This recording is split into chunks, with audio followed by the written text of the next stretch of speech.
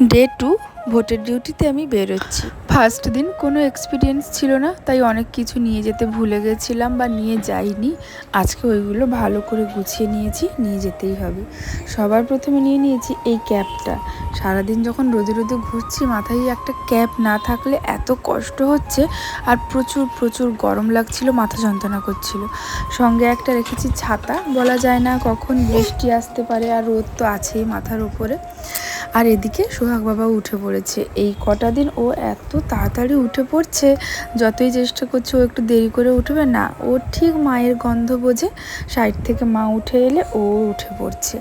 আর অনেকেই জিজ্ঞেস করছে সোহাগ বাবার চোখে কি হয়েছে। ওর চোখে একটা ইনফেকশন হয়েছিল, এখন ভালো হয়েছে, এটা কয়েকদিন আগে তো।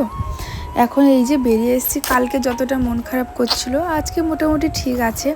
আর এই যে ভোটের ডিউটিগুলো করতে করতে একটা ভালো জায়গায় গেছিলাম, বঙ্কিমচন্দ্রের কপালকুণ্ডলাতে। ডিউটি সেরে বাড়ি ফিরেছিলাম, সকালে গেছিলাম একটা মুগ নিয়ে, আর এখন দেখো আরেক রকম মুগ হয়ে গেছে।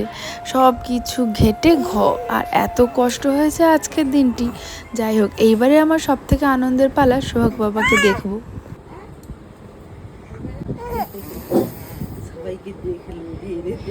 ও বাবা ড্রেস, আমি ড্রেস চেঞ্জ করি সারাদিন বেরিয়ে।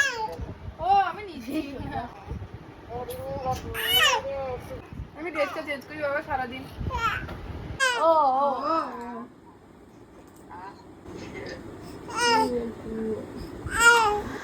ফ্রেশ হয়ে সোহাগ বাবাকে কোলে নেওয়া এখন আমার দিনের সব থেকে আনন্দের মুহূর্ত। ও আমাকে দেখে আজকে খুব কান্না করছিল, আমি আসা অবধি যদিও ঠিক ছিল, মা বাবাকে দেখে কান্না আরও বেড়ে গেল।